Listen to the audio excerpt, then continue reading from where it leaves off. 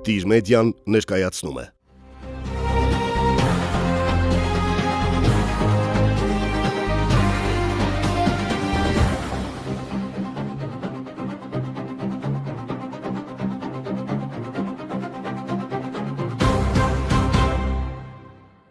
Ողջույն սիրելի հետևորդներ, Տիր մեդիայի եթերում հարցեր ապագայից հաղորդումն է։ Ես Նիկա Իսրայելյանն եմ։ Այսօր ես ու իմ ընկերները փորձելու ենք գտնել այն հարցերի պատասխանները, որոնցից իրականում կախված է մեր վաղվա օրը։ Մենք պատանիներս ուզում ենք հասկանալ, ինչպիսին է լինելու մեր ապագա Հայաստանը եւ որքանով այն կլինի անվտանգ, արդար ու հզոր բոլորիս համար։ Այսօր խոսելու ենք ամենակարևոր թեմաներից։ Սկսած առաջիկա ընտրություններից վերջացրած այն մեծ մարտահրավերներով, որոնց առաջ կանգնած է մեր երկիրը։ Մեր այսօրվա հյուրն է ազգային ժողովրդավարական բևեռի խորհրդի անդամ Արա Պապյանը։ Պարոն Պապյան, շնորհակալ ենք մեզ հյուրընկալելու եւ հենց մեր երիտասարդներից հուզող հարցերին պատասխանելու պատրաստության համար։ Ինչպիսին եք դուք 14 տարեկանում եւ ինչ երազանքներ ունեիք։ 14 տարեկանում, ինչպես երևի այդ տարիքի բոլոր երիտասարդներն են լինում, շատ հետաքրքրասեր էի, սիրում էի կարդալ, միևնույն ժամանակ այն ժամանակ շատ տարածված էր բակերում խաղալ, եւ մենք ժամեր էինք անցկացնում, եթե չասեմ գրեթե ամբողջ գիշեր խաղում էինք։ Լավ մանկություն եմ ունեցել, պատանեկություն եմ ունեցել, լավ դպրոց էր, որը մեզ ուսուցանել է, դա Երևանի հայտնի համար 114 դպրոցն է, բայց կարծում եմ, որ ինձ համար հիմնականը դա այն հետաքրքրասիրությունն էր, որ իծնային մեջ կար, եւ հատկապես հետաքրքրությունը հայ ժողովրդի պատմության, նրա քաղաքական պատմության նկատմամբ, իհարկե այդ ժամանակ շատ ավելի գեղարվեստական գրքեր, պատմավեպեր էի կարդում դրա մասին, քան ուսումնասիրություններ, բայց աստիճանաբար նաեւ տարիքի հետ միասին սկսեցի լուրջ գիտական գրականություն կարդալ եւ ես կարծում եմ, որ ցանկացած գիտելիք, հատկապես այդ տարիքում, դեռահասության տարիքում ստացած միշտ էլ մնում է եւ օգտակար է։ Եղել է ձեր կյանքում մի բեկումնային պահ, որ ամբողջությամբ փոխել է ձեզ։ Այո, եղել է, դա ըստ էության դպրոցի ավարտական տարիներ, 10-րդ դասարան էի, եւ մինչ այդ ես ուզում էի զբաղվել կինեմատոգրաֆիայով, ահագին բաներ էի ուղղությամբ արել, նկարահանումներ էի անել, այն ժամանակ չկար այս թվային տեխնիկան, այլ ժապավեններ, ես նկարահանում էի, ես դրանք մշակում էի եւ այլն, բայց 10-րդ դասարանում մեջս ինչ-որ մի բան փոխվեց ու ես որոշեցի դառնալ միջին արևելքի մասնակետ, հատկապես զբաղվել Թուրքիայով։ Ու երբ որ ես գնացի արվեստագիտության ֆակուլտետ իմ գործները հանձնելու, խոսեցի այնտեղ այդ հանձնաժողովի մեջ մի կին կար, հետո պարզվեց, որ դա Մերի Քոչարն է, ֆակուլտետի դեկանը, որին բնականաբար չէի ճանաչում, խոսեցինք եւ նա խորհուրդ տվեց, որ ես իրանագիտության բաժին ընդունվեմ, պարսկերեն, որովհետեւ ասաց, քեզ համար հեշտ կլինի սովորել նաեւ թուրքերենը դրա հետ միասին եւ լավ մասնագետ կլինես։ Դրա համար ուզում եմ ասեմ, այդ 10-րդ դասանում արվեստագիտություն, որը բերեց արդեն միջազգային հարաբերությունների, որտեղ այդ ժամանակ արվեստագիտության ֆակուլտետը միակն էր սովետական Հայաստանում, որ քաղաքական ինչ-որ ուղղվածություն ուներ, ուսումնասիրում էին գոնե միջին արևելքը եւ դրանից էլ արդեն իմ ճակատագիրը հետագայում զարգացավ այնպես, ինչպես զարգացավ։ Այո, 10-րդ դասանի այդ ընտրություններ գնալ, դառնալ միջին արևելքի մասնագետ։ Ունեցել եք վախեր, որոնք ստիպված եք եղել հաղթահարել։ Բնականաբար վախ չունի այն մարդը, որը իրականությունից կտրված է, բայց որ ասեմ, շատ տարօրինակ կերպով, շատ ավելի լուրջ վտանգավոր պահերի վախի զգացում չեմ ունեցել, մասնավորապես ես 3 տարի մասնակցել եմ աֆղանական պատերազմին, 2 անգամ պաշտոնապես զոհված եմ հայտարարվել, մի անգամ մեր ուղղաթիռն են խփել եւ ուղղաթիռը ընդհանրապես որ սկսում այրվել 30 վայրկյանից ավել չի տևում, բայց բացառիկ բան էր, որ միլիոնից մի դեպք ալնում, որ դրանից հետո չայրվեց ուղղաթիռը, բայց ես հիշում եմ, որ այդ ամենավտանգավոր պահին ես վախի զգացողություն չունեի։ Ես մտածում եմ, հիմա որ իջնենք ներքև, ձեռքիս այդ ուսապարկը շատ ծանր էր, ոնց պիտի այս ուսապարկը քաշ տամ, ավելի շատ։ Հետո երբ որ արդեն իջանք ներքև, նոր հասկացա, այսինքն այդ վախը մեջս եղավ։ Բայց ես ավելի շատ հիմա վախեր ունեմ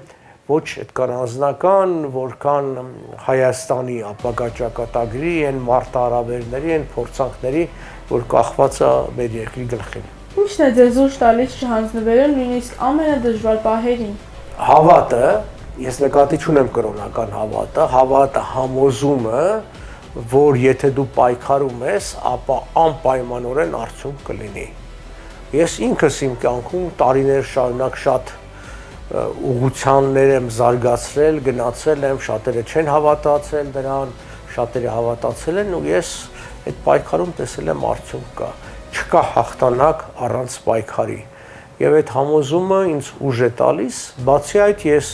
իմ ճանապարհին հանդիպել եմ եւ հանդիպում եմ մարդկանց, ովքեր շատ նվիրված մարդիկ են, եւ դա ինձ ուժ է տալիս։ Մյուս կողմից,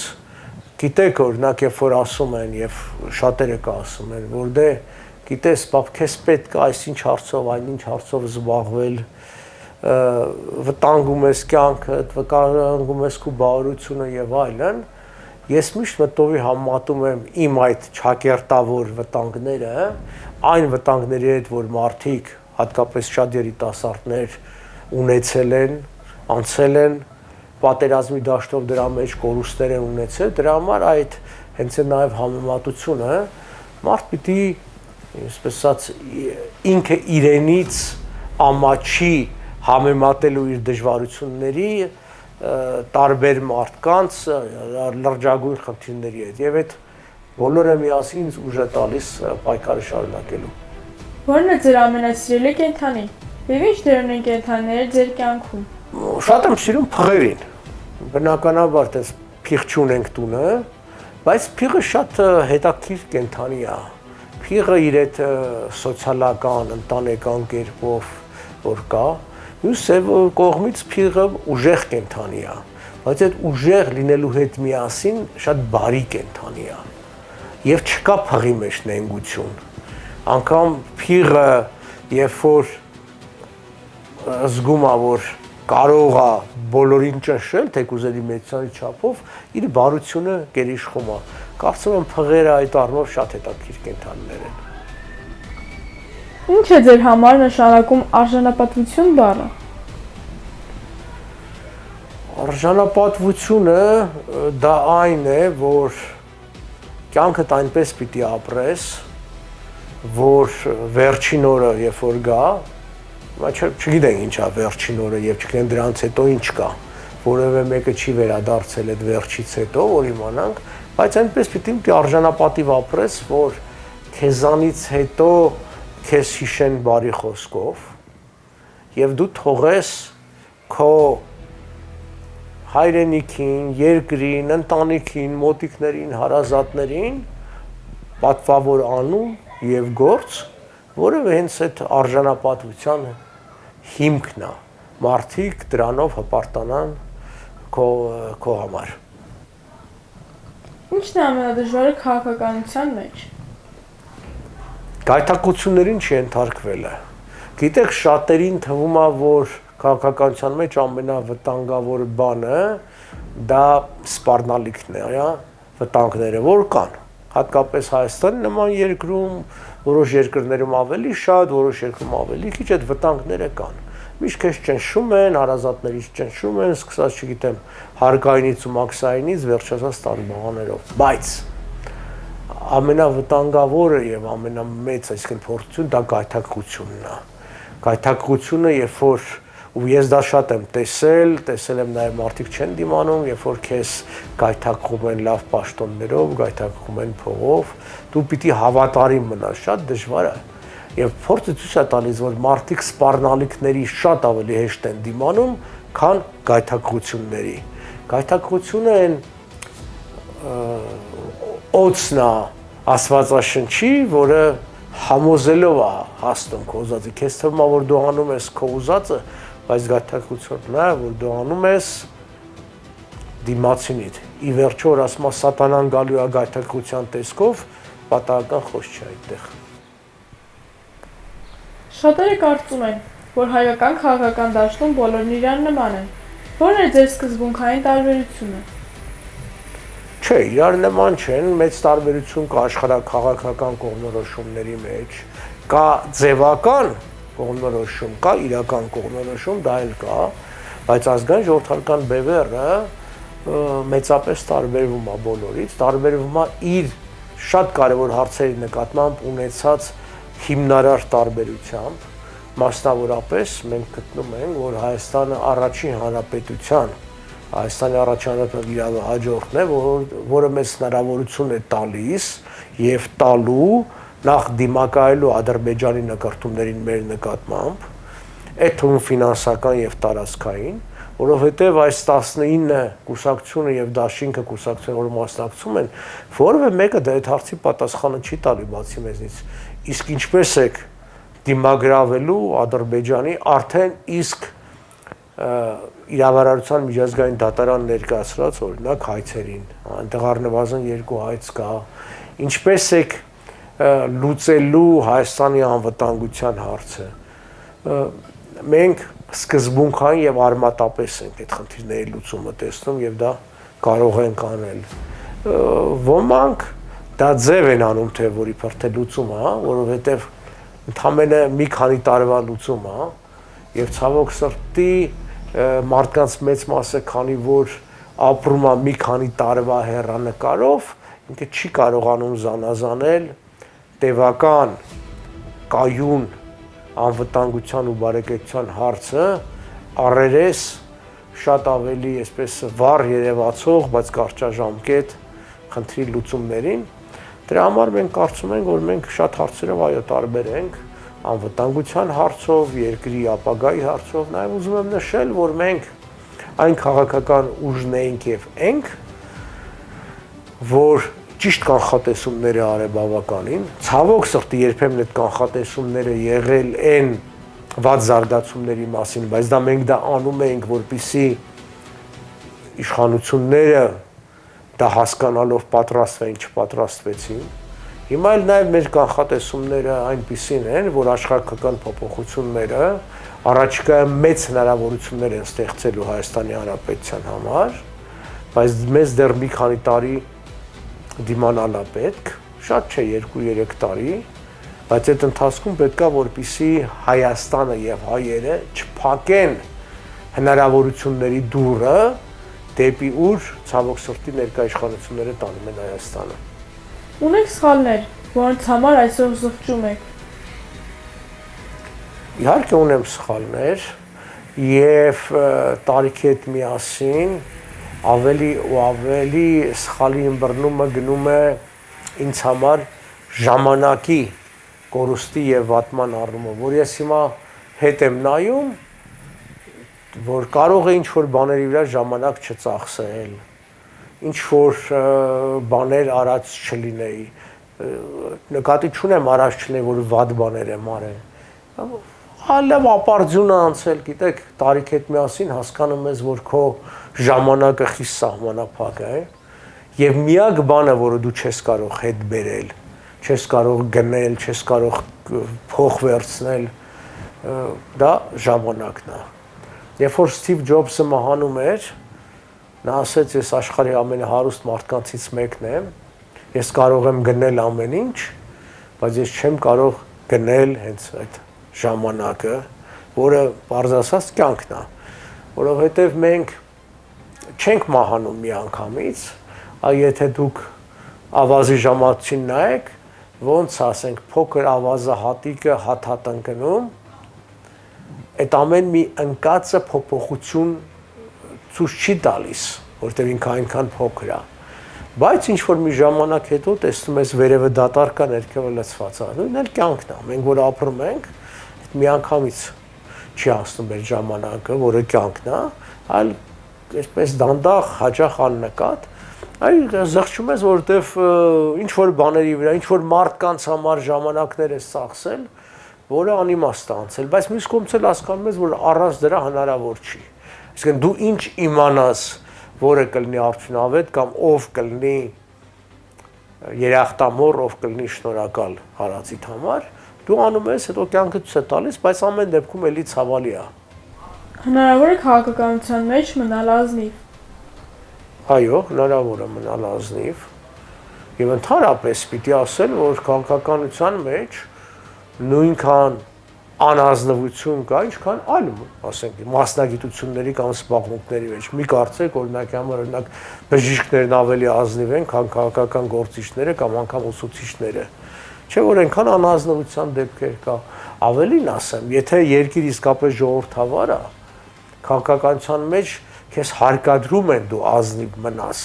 որտեղ ցանկացած անազնվություն բացահայտվում է։ Ես նկատեմ ժողովրդավար երկրում, որտեղ իսկապես խոսքի ազատություն կա։ Հիմա մեկին քննադատում ես, որ օրինակ կինը յուրացրել է պետական միջոցները, ասում են դե ինչ ես մտնում իր անձնական կյանքի մեջ, կներեք, անձնական կյանքի մեջ չի, դա հարկատուի փողերն է։ Այսինքն քո ազնվությունը, որ դու օգտագործում ես ուրիշի անազնվությունը բացահայտելու համար, հաճախ հասարակությունները դեռ հասու չեն այդ ամբողջը հասկանալու, բայց հնարավոր է մնալ, այո, հնարավոր է։ Ուրիշ բան, որ քաղաքականություն ինքը շատ բարդ գործունեություն է,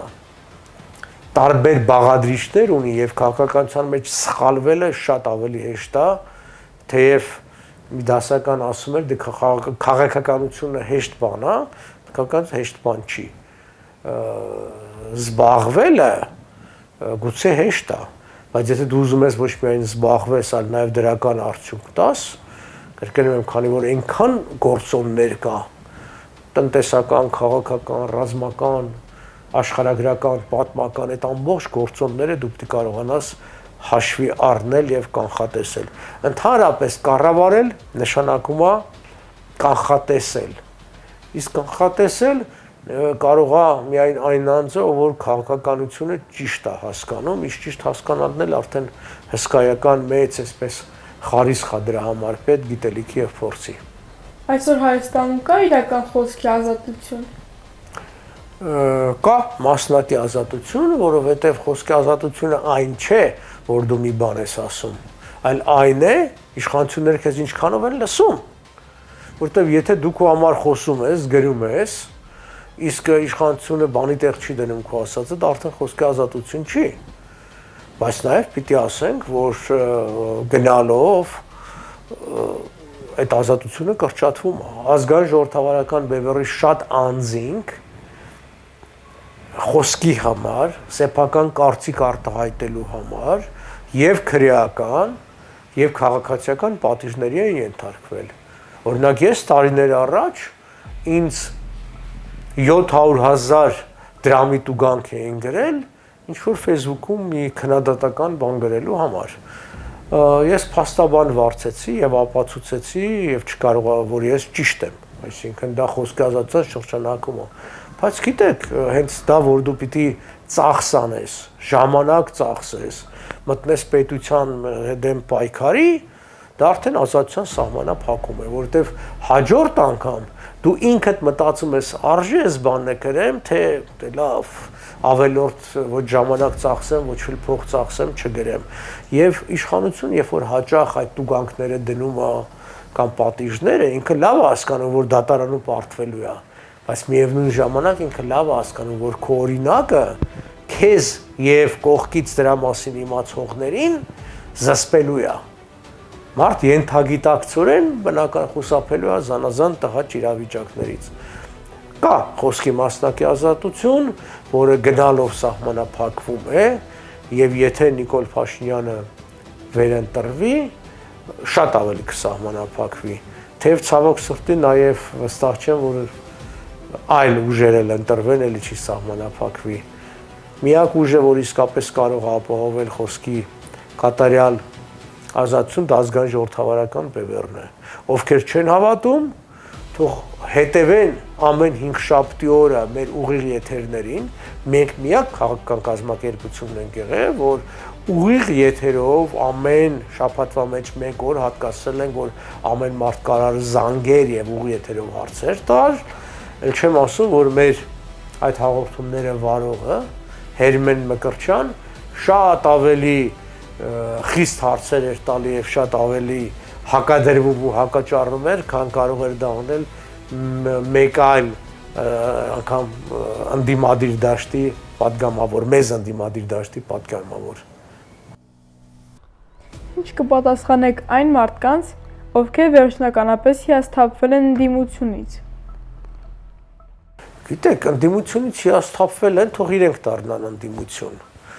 Թող իրենք անեն ավելի լավը, այն ինչ որ համարում են, որ ընդդիմությունը սխալ է։ Ես չեմ ընդունում այն տեսակը, որ մեկ-մեկ շուտ հրահանգներ են տալիս, սա արեք, այսպես մի արեք, լավ չարեցիք, վատ արեցիք։ Մենք իրանց գլադիատորը չենք։ Իրանք մեզ չեն վարձել այդ գործը անելու համար։ Մենք կամավոր մտել ենք պայքարի մեջ, մեր հայրենիքի համար, հաճախ իրենց համար, իրենց զավակների համար,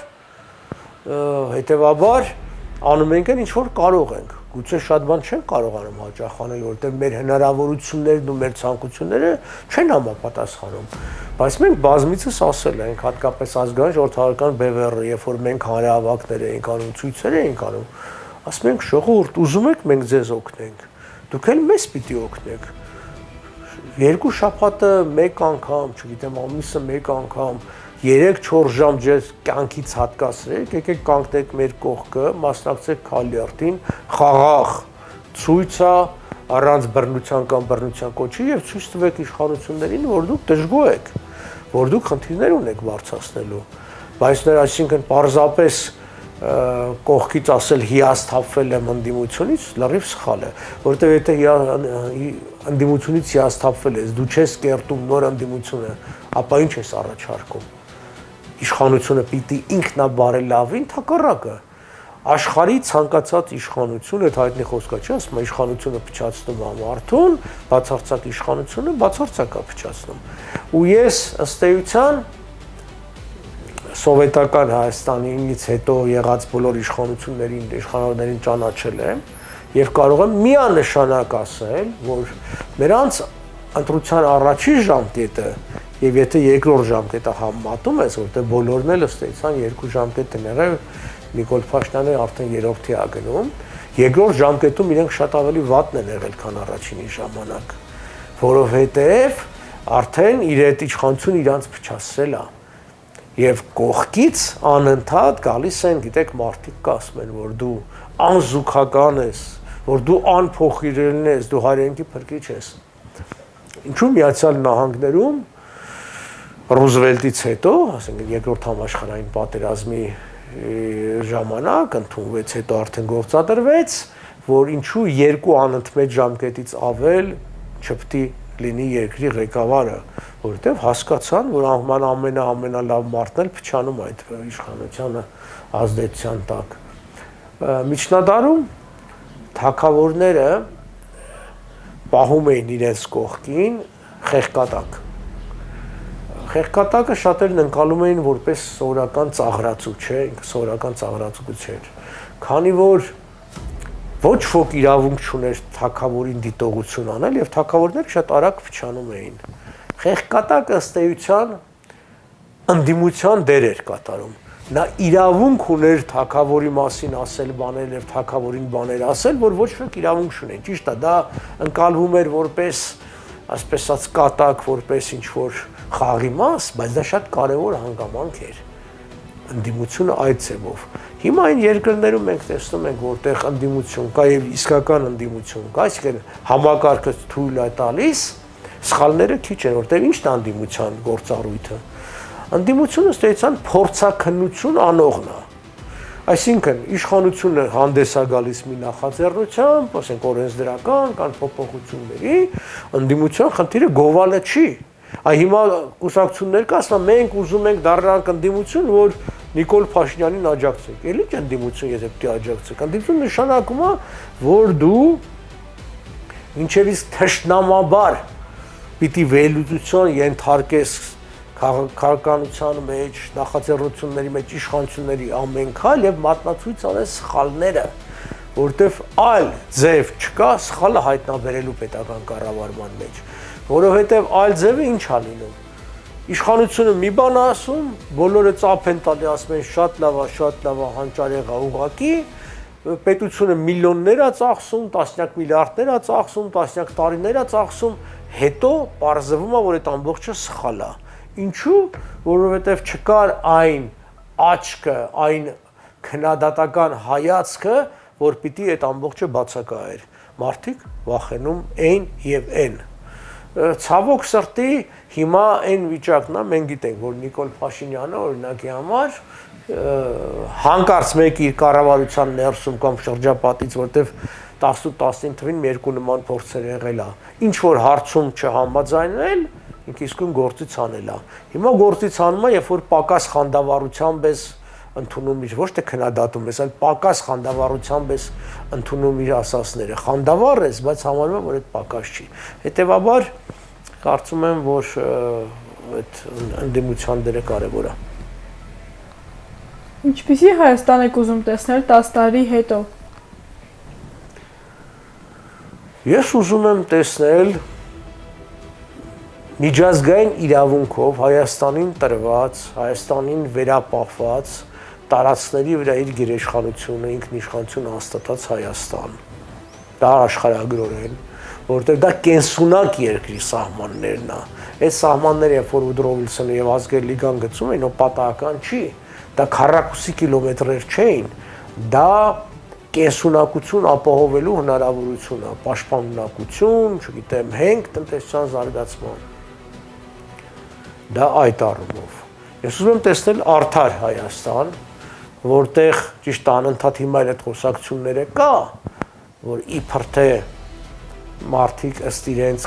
շնորհքի, վաստակի, գիտելիքի, բայց դա շատ բարդ համակարգ է, բայց գոնե պիտի ձգտենք, որ դա այդպես լինի, որտեվ միայն արժանների կառավարման դեպքում բոլորը լավ են ապրում։ Եթե անարժաններն են կառավարում, այդ դեպքում իրենք են լավ ապրում, մնացածը վատ են ապրում, իսկ արժանավորները նեղվում են։ Այսինքն ուզում եմ լինի արդար Հայաստան այդ տարածքի վրա եւ ուզում եմ, որ հայ ժողովուրդը մի լավ բան հասկանա։ Եվ սա ազգայնականության խնդիր չի։ Ամեն մի ժողովուրդ իր առաքելությունը ունի։ Ամեն մի ժողովուրդ աչքի անկնում որոշակի ինչ որ մի պատմական հատվածի եւ այլն։ Եվ այն, որ Աստվածաշունչը, այսինքն Աստծո շնչված, ներշնչված գրքի մեջ մարդկության հայրենիքը երկու անգամ էլ Հայաստանն է եղել, մեկը Դրախտիս վայրը, որը Եփրատ եւ Տիգրիս գետերի միջև էր, որտեղ Ադամը եւ Եվան ստեղծվեցին, եւ երկրորդ անգամ, երբ որ Նոյը փրկվեց Արարատի գագաթին, ոչ թե մի անգամ, երկու անգամ մենք Աստծո ընտրյալ ժողովուրդն ենք եղել։ Սա լավ հասկանա ու հասկանա, որ դեռ այդ ժամանակը գալու է։ Ես չգիտեմ ինչ է լինելու, բայց այն, որ պատահականորեն հայ ժողովրդին չի տրված այդ երանությունը, ես դրանում վստահ եմ։ Այսօր ի՞նչն է ձեզ ամենաշատը մտահոգում երկրի ապագայի հարցում։ Անտարբերությունը։ Ես այսօր կարդում էի, կարծեք մի հասուն տիրպտին է ասում, արդարանում է եւ ասում, դե ես քաղաքականությամբ չեմ զբաղվում, ինձ համար միևնույն է, ով կլինի, ինչ կլինի, ինչ որ մի հատ ճառ է գրում։ Ոչ ես զբաղվում։ Այսինքն դու անտարբեր ես քո զավակների ապագայի նկատմամբ, քո երկրի ապագայի, որտեվ քո երկրի ապագան քո զավակների ապագան է։ Եթե անգամ այդ զավակները պիտի Հայաստանում չապրեն, էլի իրանց ապագան է։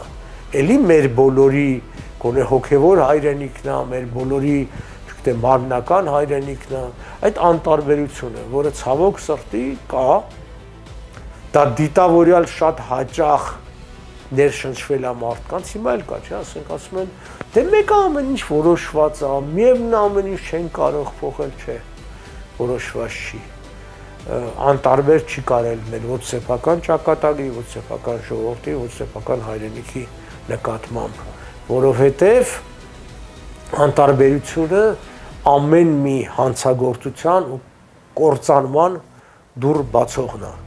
Դրա համար ես առիթից էլ օգտվելով, քանի որ նաև մենք ընտրությունների նախաշեմին ենք, այդ օրերն, հա, ոչ կան ժողովրդին անտարբեր մի մնացեք, մասնակցեք, բայց ոչ թե պարզապես ընտրությունը կատարեք, չգիտեմ, հարևանի ասածով կամ ինչ որ ղեկավարի հրահանգով։ Նայեք թե ով ինչ է արել, ոչ թե ով ինչ է խոստանում։ Խոստանալ ամեն ինչ կարելի է, եմը լսում ես բոլորը, այլ մարդիկ ինչ են արել։ Արդյոք այդ մարդիկ, որոնք բաներ են խոստանում, նախորդ 4-5 տարին իրենց համար բազմոցին նստած, վայելել են իրենց կյանքն ու ժամանակը, թե այդ մարդիկ պայքարել են տարիներ շարունակ, հաճախ դուժել են, հաճախ վնասվել են, հալածվել են, կորուստներ են ունեցել, պայքարել են։ Դա շատ կարևոր ցուցանիշ է։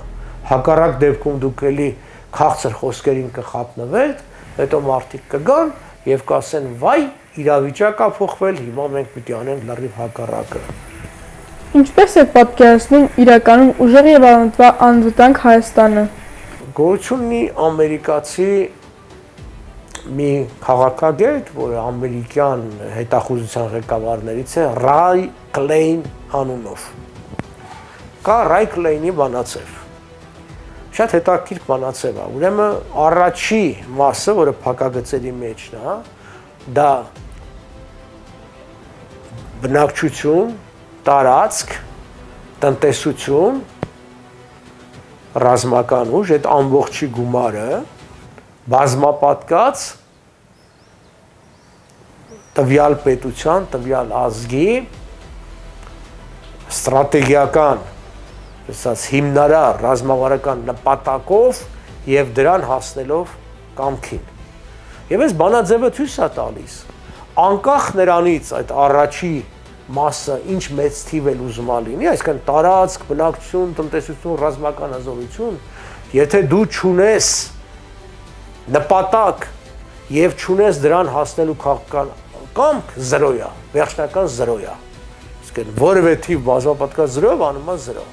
Այն սա է հարցը, ինչպեսին կուզեմ Հայաստանը, ես կուզեմ, որ Հայաստանը եւ այդ առաջի բաղադրիչը մեծ լինի, բայց նաեւ շատ կարեւոր է, որ երկրորդ բաղադրիչը, այսինքն նպատակի եւ նպատակին հասնելու կամքը ուժեղ լինի։ Այսօր ցավոք սրտի լրիվ հակառակն է իրականացվում, այսօր հայերին եւ հայաստանցիներին ուզում են զրկել սեփական նպատակից, սեփական երազանքից եւ այդ կամքից ինչ որ մի բանի հասնելու համար։ Ասում են՝ «Այ եկեք տնտեսությունը զարգացնենք, չգիտեմ, ռազմականապես զարգացնենք»։ Ինչ ուզում եք զարգացնեք։ Եթե երկրորդ բաղադրիչը 0 է, վերջնականապես 0-ն է, դուք ոչինչի չեք հասնելու։ Այ կուզեմ, կրկնում եմ, որ այդ երկու բաղադրիչները, Ռայ Կլեյնի բանաձևի երկու բաղադրիչներն էլ մեծ լինեն Հայաստանի համար, որ Հայաստանը գնի եւ տնտեսապես, ռազմականապես, քաղաքականապես հզոր եւ հոգեվոր, անսասան ու բարոյապես բարձր արժեքներ կրող։ Ո՞րն է այսօր Հայաստանի ամենամեծ չօգտագործված ներուժը։ Ժողովուրդը։ Ցանկացած երկրի հարստությունը դա ժողովուրդն է։ Պարզապես հարցը այն է, որ դու դի ժողովրդին դաստիարակես։ Հիշենք, որ նմանս ըստ նմանին գտանի ասածը մեր միջնորդը, այդպես է, եւ վերնախավը կերտում է ժողովրդին։ Երբ որ ժողովուրդը նայում է, տեսնում է, որ վերնախավ, իսկ վերնախավը իր մեջ նաեւ այդ իշխանավորներն են, իրեն պահում է ամեն հարցով անբարոյական, բարի լայն իմաստով։ Ինքն էլ դրա նման է դառնում։ Ցանկացած հասարակություն նմանակում է իր վերնախավին։ Դրա համար հարցն այն է, որ պետք է ստեղծել մի վիճակ, որ այդ ժողովուրդը, եթե անգամ այսօրվա իրականության մեջ չկան ընդօրինակման կերպարներ, ապա իր պատմության մեջ, իր ոչ վաղանցանի մեջ այդ ընդօրինական կերպարները գտնի։ Եվ այն ժողովրդին, որին ուզում են կոտրել, ջարդել, տեսեք ինչ են անում, դրանցից մեկը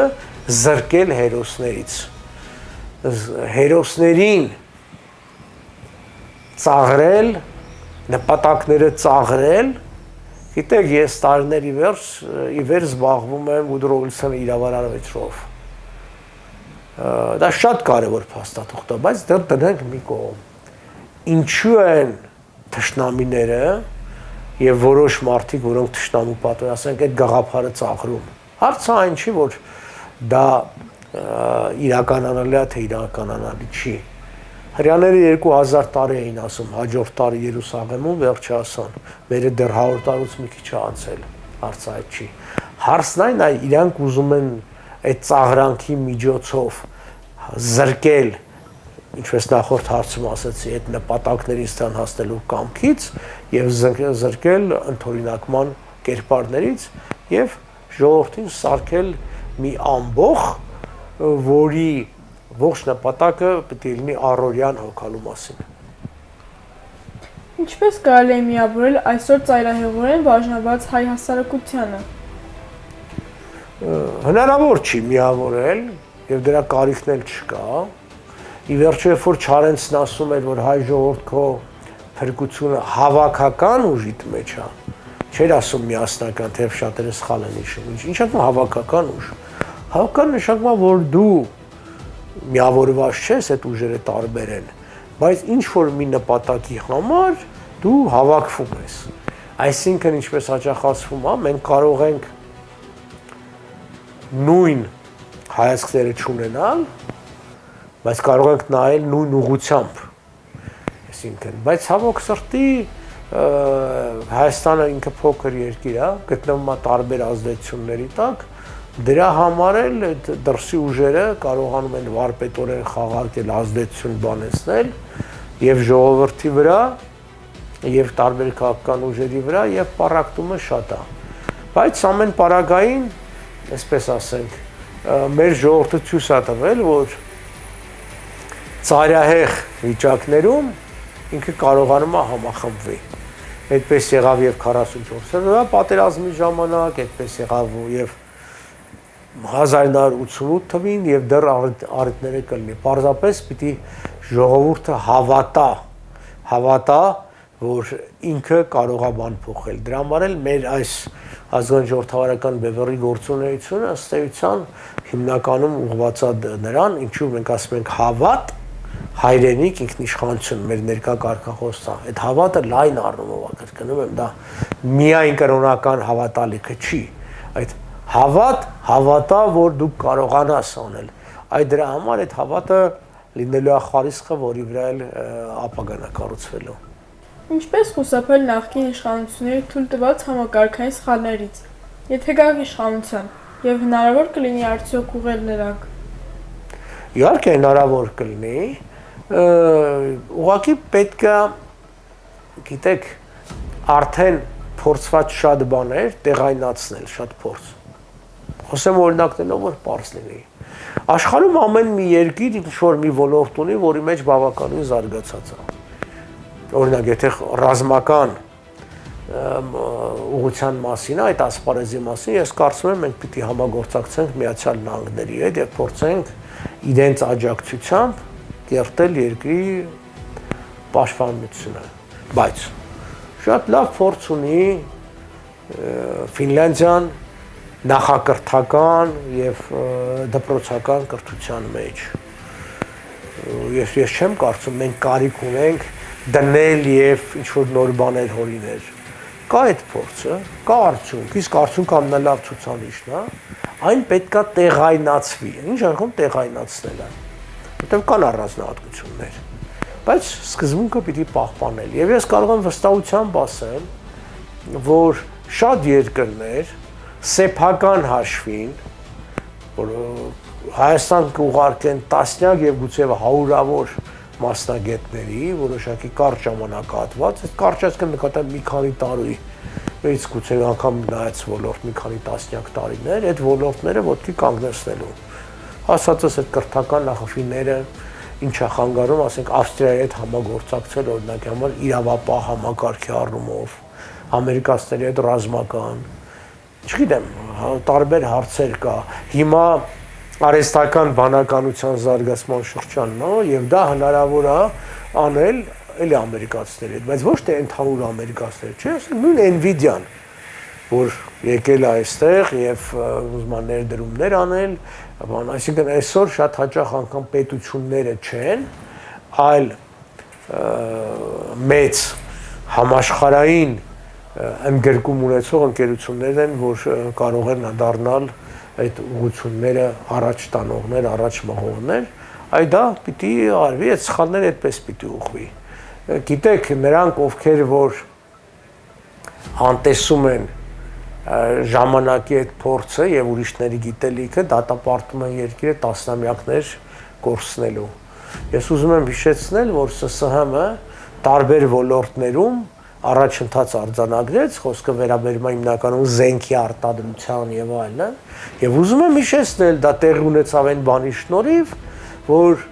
տարբեր ձևերով ՍՍՀՄ ձեռք բերեց այ նրանց փորձը եւ գիտելիքները, հիմնականում անօրինական լրտեսության ճանապարհով։ Մենք գիտենք օրինական, չէ՞ որ հիմա ռուսները այդքան գլուխ են գովում տիեզերական հետազոտությունները, եթե ամերիկյան փորձը, իսկ դրանց առաջ գերմանացիների փորձը նացիստական Գերմանիայի չվերցնեին, մի քանի տասնամյակ հետ կընկնեին։ Ասածը սա է, այսօրվա աշխարհը հնարավորություն է տալիս փոխադարձ շահի վրա օգտվել այդ երկրների եւ կառույցների փորձից ուղղել քո իսկ սխալները եւ զարգացնել քո երկիրը։ Ինչու են շատ երիտասարդներ կորցնում հույսը եւ հեռանում երկրից։ Անարդարություններ են տեսնում, գայթակղությունը շատ է բնականաբար դրսում, անորոշությունը շատ է Հայաստանի ներսում։ Եթե մեր այդ նախորդ ինչ որ խոսեցինք իրականություն դառնա,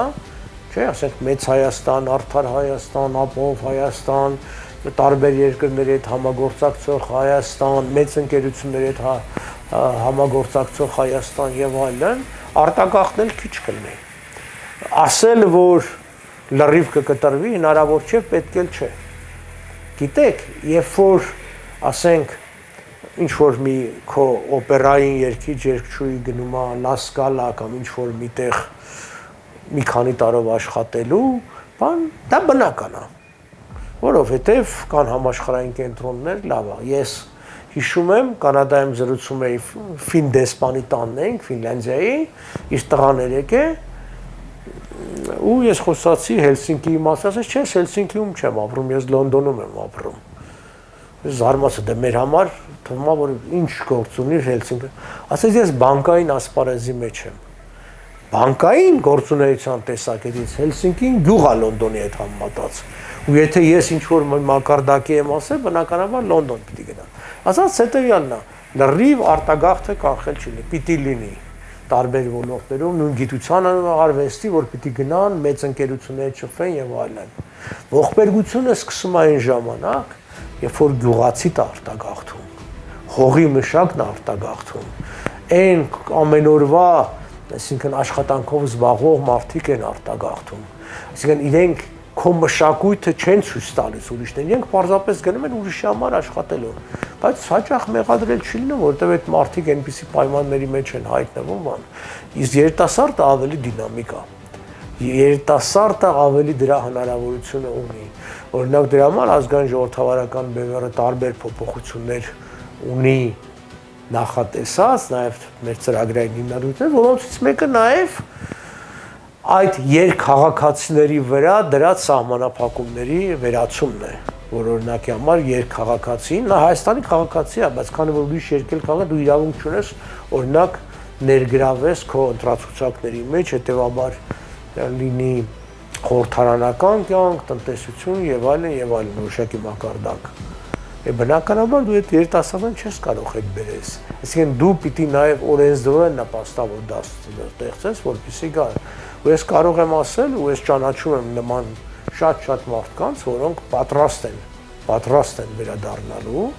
բայց պիտի իրենք այդ իրենց վերադարձը տեսնեն եւ համարեն, որ արդյունավետ է։ Ընդհանրապես մարդ ինչի համար է աշխատում։ Մարդ աշխատում է երկու բանի համար։ Մեկը անձնական բարեկեցության, մեկը օգտակար լինելու։ Եվ այն մարդիկ, ովքեր որ հասել են անձնական բարեկեցության, ինչ որ հարստության, ասենք, արտասահմանում տարբեր երկրներում, նրանցից շատերը պատրաստ են շատ ավելի քիչ վճարումով անվճար գալ եւ աշխատել Հայաստանի համար։ Բայց կրկնում եմ, գոնե երկրորդ պայմանը պիտի լինի օգտակար լինելու հարցը։ Ինքը պիտի հասկանա, որ ինքը եկել է Հայաստան, իր, չգիտեմ, $10,000 աշխատավարձից հրաժարվել է, եկել է, պիտի օգտակար լինի։ Եթե դու իրան պիտի բերես, դնես մի ինչ-որ տգետի ձեռի տակ եւ ինքը չկարողանա օգտակար լինի, ինքը կես տարի, մի տարի կմնա, կգնա։ Ես նման բաներ շատ եմ ունեցել իմ կյանքում, տեսել եմ, ես երբ որ արտգործնախարարությունում էի, 5 հոգի միայն վարչությունից ուղարկեցինք սովորելու ամերիկյան լավագույն համալսարաններ, Թավցի համալսարան, Հարվարդի, բոլորն էլ հետ եկան։ Այն որ ասում են չեն գալիս, ուտ են ասում, բոլորն էլ հետ եկան։ Բայց նրանցից տարիներն 4 հետո գնացին։ Ինչու՞։ Որովհետև այդ մարդիկ այդ գիտելիքներով եկան ուզում էին օգտակար լինեին, իրանց ասում են, չէ, դու իրանց նշանակի այնինչի օգնական ու տեղակալ, թող այս մարդիկ նրանց համար աշխատեն, ամբողջ գործը իրենք անեն, բայց ոնց որ ասած պաշտոնն ու հարգանքն ու պատիվը մյուսները ստանան։ Այդ դեպքում չի աշխատում։ Այդ դեպքում կրկնում են մարդիկ վերադառնում են, հետո էլի հետ են գնում։ Դրա համար որսի երիտասարդը չգնա, դու երկու գործոն պիտի ապահովես, մեկը անձնական բարեկեցություն, իր կյանքով հնարավորությունով, մյուսը օգտակար լինելու զգացում, որ ինքը աշխատում է իր հայրենիքի համար եւ օգտակար է, ժամավաճառությամբ չի զբաղվում։ Ինչ կփոխեք Հայաստանի կրթական համակարգում առաջին հերթին, երբ գաք իշխանություն։ Ինչ կփոխեք Հայաստանի կրթական համակարգում առաջին հերթին, երբ գաք իշխանություն։ Սովետական, իսկ դրանց առաջ գերմանական կրթությունը հիմնված էր այն բանի վրա, որ հնարավորինս շատ բան մտապահի։ Աշակերտը այդպես է։ Որովհետև այն ժամանակ ինֆորմացիայի կրիչը ինչն էր։ Գիրքը, եւ միշտ չէ այդ գիրքը կա, մտքիդ մեջ պիտի պահես։ Հիմա ամեն մարդ ձեռքին մի հեռախոս ունի, որի մեջ այնքան ինֆորմացիա կա, որի, այսպես ասած, մի զգալի մասը ինքը կարիք չունի մտապահելու։ Այսօր շատ ավելի կարևոր է դրանց հիման վրա վերլուծելու ունակությունը։ Այսինքն աշակերտի գլուխը կարած չի, որ պետք է լցնես, այդ հին խոսքա իմ մեջի։ Ասում աշակերտը դա ջահա, որը պետք է վառես։ Այսինքն իրան պետք է մտածելու եւ ինքնուրույն մտածելու հնարավորություն տաս։ Ես լավ հիշում եմ, ես միշտ այսպես շատ ինքնուրույն եմ եղել, լավ էլ շարադրություններ էի գրում, հաճախ լինում էր, որ դասատներն ասում էին, չէ, բայց այս հարցը այսպես չի վերլուծվում։ Ասում եմ, բայց ես այսպես եմ վերլուծում, կարեք հակապաստարկներ բերեք։ Չէ, չկա, բայց դե քանի որ այն ժամանակար ժողկրտ բաժնից հրահանգ կա, որ այսպես պիտի լինի։ Այսինքն աշակերտին պետք է մտածել սովորացնել։ Անգամ տեսեք, այդ 4-ամյա, 6-ամյա, այսինքն բակալավրիատ, մագիստրատուրա, անգամ այդ կրթական համակարգն է փոխվում։ Եթե դուք այսօր սովորում եք, ասենք, ասես առաջի կուրսում մի ինչ-որ ծրագիր, համակարգչային ծրագիր, 4 տարի հետո դուք մինչև որ ավարտեք, դա ձեզ պետք չի։ Դա համար կրթական համակարգ հիմա արևմուտքում եւ դուք շատերին կտեսնեք, որ չունեն դասական համալսարանական կրթություն։ Հիմա ինքը տեղափոխվել է ամբողջ կյանքի ընթացքում ուսուցում, բայց ոչ թե 4 տարի կամ 6 տարի գնում ես ու ընդունվում ես, այլ այսպես ասած դասընթացներով 2 ամիս, 2 օր, 5 օր, ասենք ամեն անգամ նորացնում ես։ Եվ օրինակ Միացյալ Նահանգներում պահանջը կա, որ ամեն մասնագետ տարեկան նայած մասնագիտություն, նայած մակարդակ պարտավոր է որոշակի դասընթացների մասնակցի։ Այսպես կոչված որակավորման բարձրացման, որովհետև կրկնում եմ, այն արագությամբ է զարգանում, որ ել մենք խոսեցինք արհեստական բանականության մասին, այսօր արհեստական բանականությունը, որը եթե դու մի ամիս գնաս լավ սովորես տարբեր ծրագրեր, դա կարող է այնքան բան անել եւ ինչ արագությամբ անել, որ նույն բանը ինչ որ դու կանես բանականության օգնությամբ, արհեստական բանականությամբ 2 օրում դու 2 ամսում չէիր անի սովորական։ Հետևաբար պիտի այս ամբողջը փոխվի։ Փոխվի, կրկնում եմ։ Հիմա տեսեք, դպրոցներ են փակում, կարծեմ 237 եւ այլն։ Եվ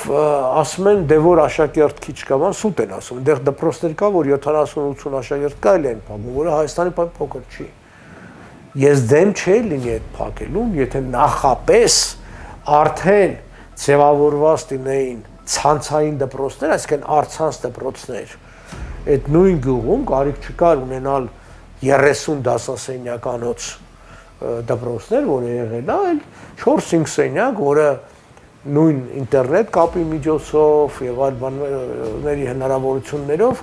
այդտեղ կարելի էր սովորացնել։ Կրկնում եմ, այսօր ամբողջ համալսարաններ կան, որ այդ ձև են աշխատում։ Մյուս կողմից ես ասեք մի քանի տարի առաջ տարբեր գրքեր էի, հսկայական փողեր էի ծախսում, գրքեր էի առնում եւ նաեւ արխիվներից տարբեր նյութեր էի պատճենում գտնում։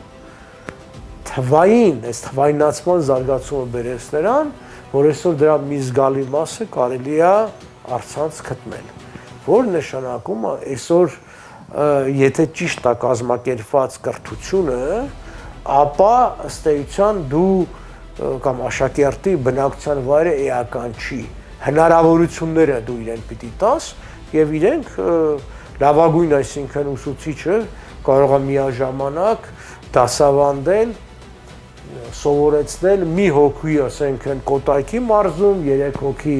Շիրակի մարզում եւ այլն, այսինքն ըստ միավորումը լինի արդեն աշակերտների ըստ հետաքրքրության եւ ըստ գիտելիքների մակարդակի, քան ոչ թե ըստ տեղերի, որ դասական է այդպես, այսինքն դասարանները ձևավորվում էին, ասենք, այսինչ գյուղի կամ այնինչ քաղաքի բնակիչներով, այսինքն դրանք կարող են ձևավորվել ըստ մակարդակների։ Միացյալ Նահանգների կրթական համակարգը հաճախ այդ ձևով է գնում, այսինքն ինչ է այնտեղ։ Դպրոցները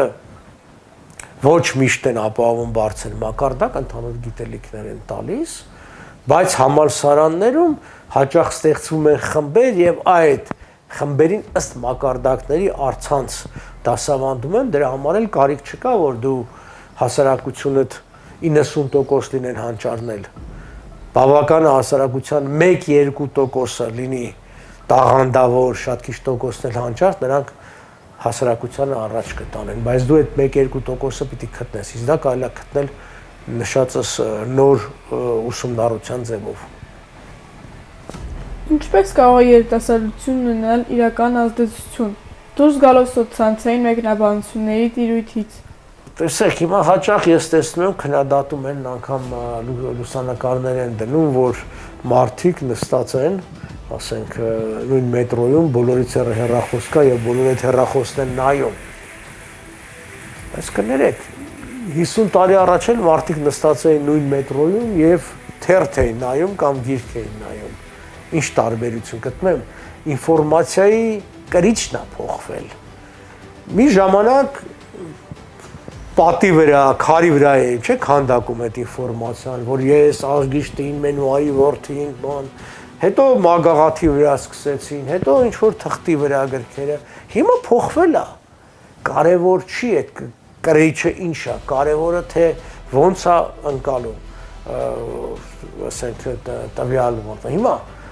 դու պիտի երիտասարդին իր ձևը տաս։ Ես վստահեցնում եմ ձեզ, որ այսօր 4-5 տարեկան երեխաները շատ ավելի լավ են տիրապետում համակարգիչներին եւ այս սմարթֆոններին, քան իրենց 70 տարեկան տատիկներն ու պապիկները, չէ՞։ Դա բնական է, այսինքն երեխայի համար, եւ դա ոչ թե պիտի փորձել ասել, որ սոցցանցը վատ է, չէ, սոցցանցը վատ չի, սոցցանցը լավ բան է։ Ուղղակի պիտի ամեն ինչ լինի ոնց որ ասած փոխ լրացնող։ Եթե դա բերում է նրան, որ երեխան կտրվում է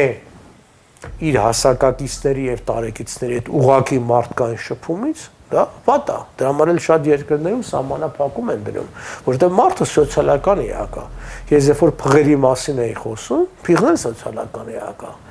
Այսինքն մարդու պատիժներից մեկը այդ մեկուսացնումը, չէ՞։ Այսինքն ամենածանր պատիժը համարվում է, երբ որ մարդուն sense ազատազրկում են, մենակ միտեղ դնում են տարիներով եւ մարդիկ գժվում են ուղղակի։ Սոցիալական բան է։ Դրա համար հիմա որպեսզի հասարակությունը ճիշտ զարգանա, Այլ պիտի այդ սոցիալական ցանցերը եւ կենթանի շփումը, սոցիալական ցանցերի մեջ էլ ոչ թե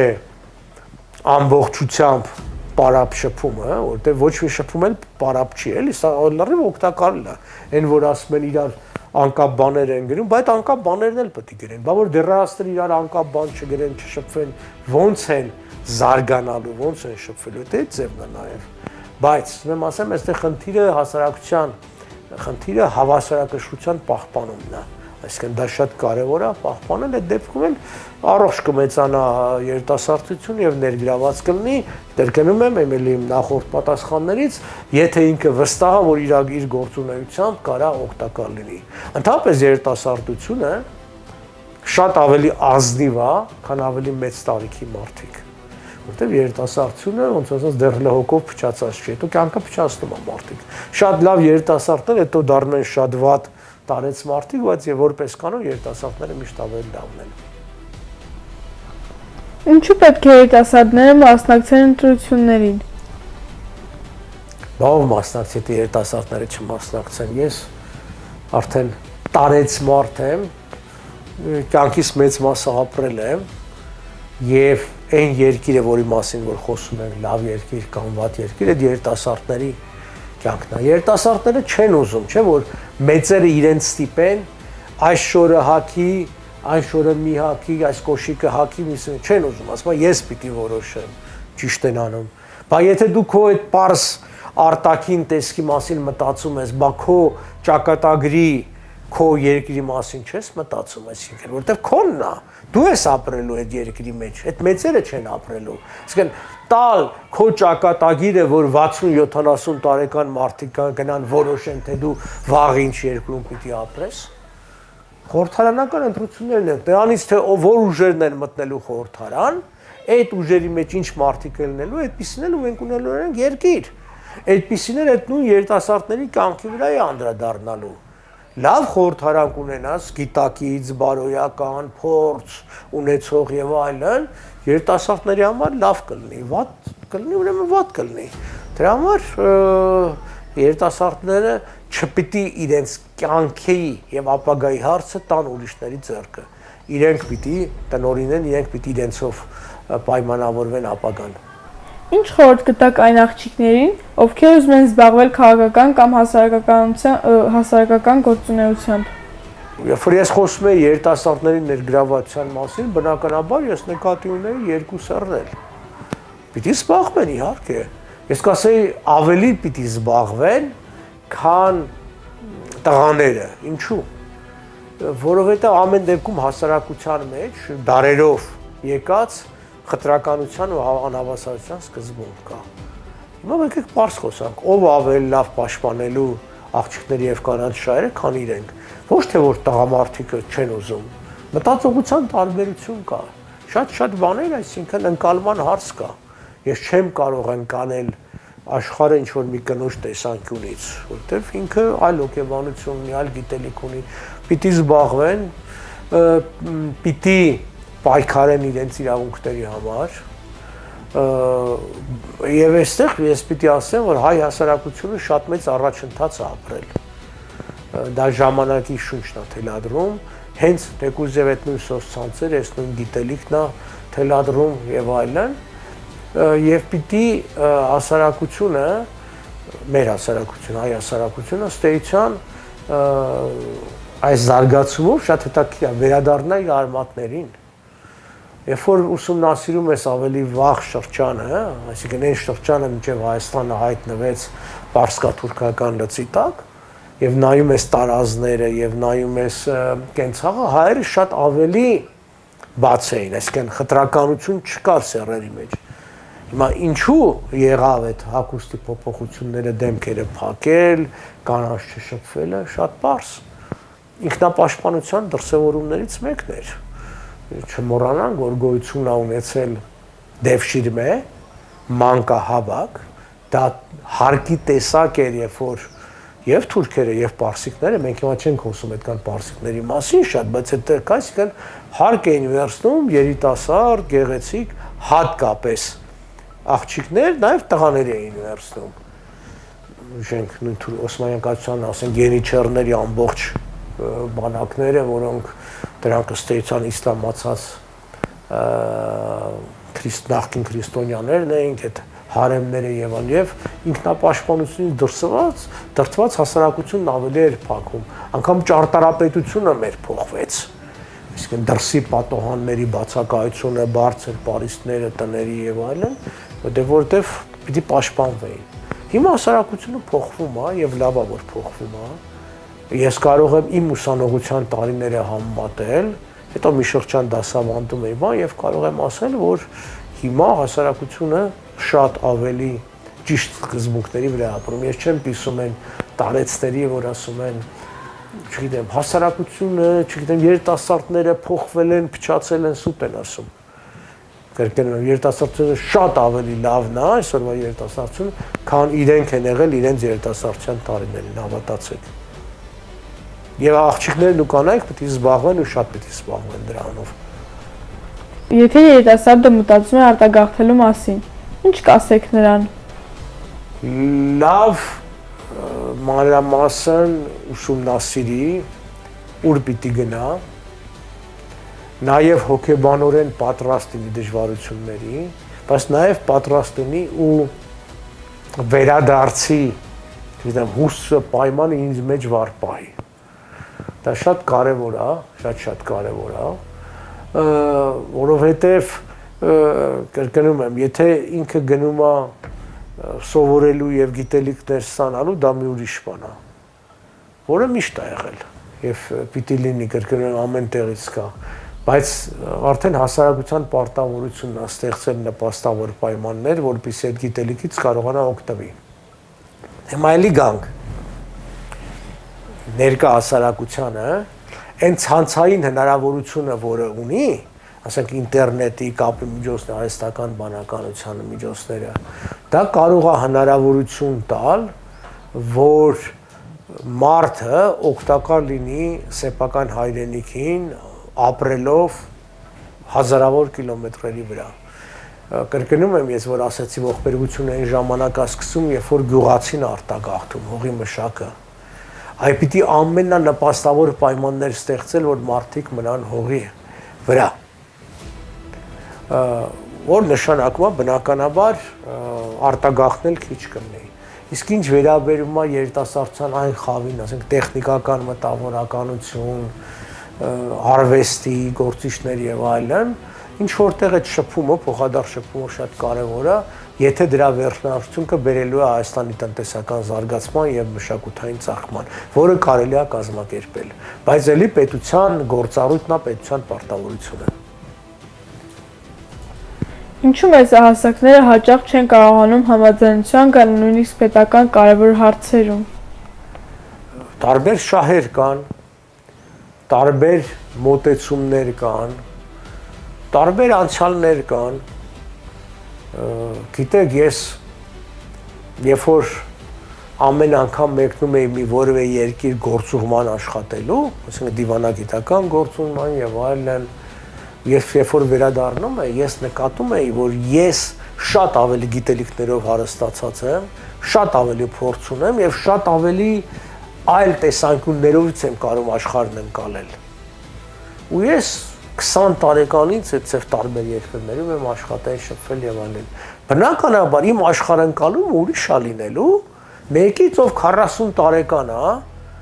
երբեք Հայաստանից դուրս կրթություն չի ստացել, երբեք չի ապրել Հայաստանից դուրս, եւ իր ամբողջ գիտելիքները նույն քաղաքականության մասին, Մաքիավելիի 1000 տարվա գրքերն է եւ մի քանի սովետական գրքեր։ Այդպես չի լինում։ Դուք երբեք նավագնացություն չեք սովորում ծովից հեռու։ Դուք պիտի նավ նստեք, ծով դուրս գաք, որովհետեւ նավագնացություն սովորեք։ Նույնն էլ եթե դուք աշխարհի մասին, որտեղ ինչ անգամ միջազգային հարաբերություն է, դա միջպետական հարաբերություն է, ուրեմն դու այդ պետությունները պետք է ներսից իմանաս։ Վստահեցնում եմ ձեզ, երբ որ դուք մեկ շաբաթով զբոսաշրջիկ եք գնում այդ երկիր լրի ուրիշ բան է, երբ որ 2 տարով կամ 5 տարով աշխատանքի եք գնում ուրիշ բան է, դու երկիր ճանաչում ես։ Ասած հետեւյալն է, այդ բոլոր պատճառներով տարբեր են մարդկանց մոտեցումները։ Այսինքն աշխարհընկալման տարբերությունները կան։ Դրա համար գոյություն ունի խորհրդարան։ Այ եթե Հայաստանում արդար լիներ ընտրությունները, արդար չի։ Այսպես ասած, ազատ է, բայց արդար չի։ Ինչով է ազատ։ Որովհետև դու կարաս ինչ ուզում ես խոսաս ըստ էության, բայց կներեք, եթե իմ խոսքը հեռարձակվում է իմ միջոցներով առցանց հեռուստատեսությամբ 20,000 մարդու, իսկ իշխանավորի կամ օլիգարխի խոսքը 250-500,000 մարդու համար ուրեմն արդար չի։ Եթե դրա համար հնարավորությունները հասանելի չեն բոլորի համար։ Հա։ Դրա համար ես կարծում եմ, որ այսպես ասենք, պիտի կարողանանք ճիշտ հասարակության համար արդար հնարավորություններ ստեղծել։ Ինչպես չկորցնել սերը հայրենիքի հանդեպ եւ շուրջդ միայն խնդիրներ ես տեսնում։ Ամենավատ իրավիճակում էլ փորձել գտնել լավը։ Ու ես ասում եմ, ու եւ որպես հայ եւ որպես ոչ հայ։ Գիտեք, երբ որ մեզ համատում են տարբեր ժողովուրդների հետ ու ասում են այս հարցով վատ ենք, հիմա շատ է տարածված էլ որ մեզ փնովել, իրանք չեն շփվել ուրիշ ժողովուրդների հետ, չգիտեն այդ մարդիկ։ Իրենք չգիտեն, որ սխալ է այդ համատությունը, որովհետեւ ճիշտ համատես դու այդ ժողովուրդներին պիտի դնես նույնպիսի պայմանների մեջ, որսի համատես, չէ՞։ Օրինակի համար, երբ որ դու երկու մետաղի, ասենք, կարծությունն ես փորձում, դու երկու մետաղը պիտի դնես նույնպիսի ջերմային պայմանների մեջ, չէ՞, չի լինի, մեկը տաքացած 50 աստիճան, մեկը սառեցված 50 աստիճան եւ համատես։ Դու պիտի երկուսն էլ լինի, ասենք, այնտեղ սենյակային։ Երբ որ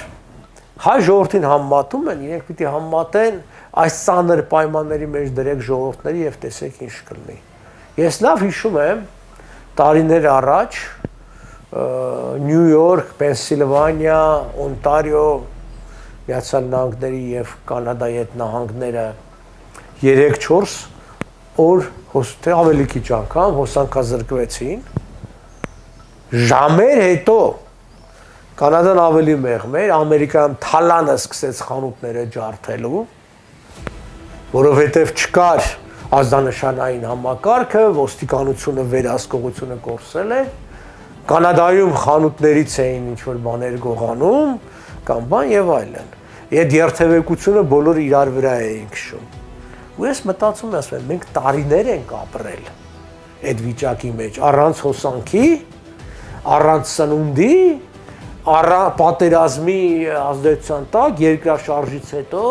եւ այլն, բայց մենք ավելի լավ ենք մեզ պահել։ Այդ դրա համար եմ ասում, դրեք ուրիշ ժողովուրդների նույն պայմանների մեջ նոր համատեք։ Երբ որ ամեն ինչ լավ է, իշխանությունը լուծում է քո հարցերը, ասենք նույն Կանադայի օրինակը բերեմ, երթևեկությունը կանոնակարգված է, խանութները ամեն ինչ կանոնակարգված է եւ այլն,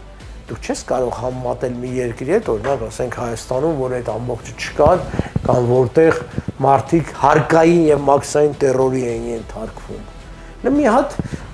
դրեք մի ժողովուրդների այս վիճակի մեջ, տեսեք նույն կոռուպցիան ինչ թվերի է հասնելու։ Վերջո հայ ժողովուրդը ինքը ունի դեռևս իր ներքին բարոյական կոդեքսը, չգրված օրենքներ, եւ շատերը գալիս զարմանում են։ Այդ պատահական խոսք չի։ Մենք չենք նկատում, հասկանում եք, ապրելով էս ամ, մեզ համար շատ սովորական է։ Բայց մարդը զարմանում ասում է, գիտեք, ես վճարում էի, չհերիքեց 100 դրամ եւ կողքինս տվեց այդ 100 դրամը, չվերցրեց, անգամ անունը չասեց, կամ ես ուզում եի այդ Մանկասալյակովիչներ են կողքի ասում երիտասարդն եկավ, օգնեց, իջեցրեցինք բան։ Մեզ համար սա սովորական են, բնական են։ Շատերի համար դա բան չի, այսինքն բնական վիճակ չի, ընդհակառակը։ Այդ պահին, երբ որ դու զբաղված ես այդ Մանկասալյակը երկու ձեռքի հետ զբաղված է,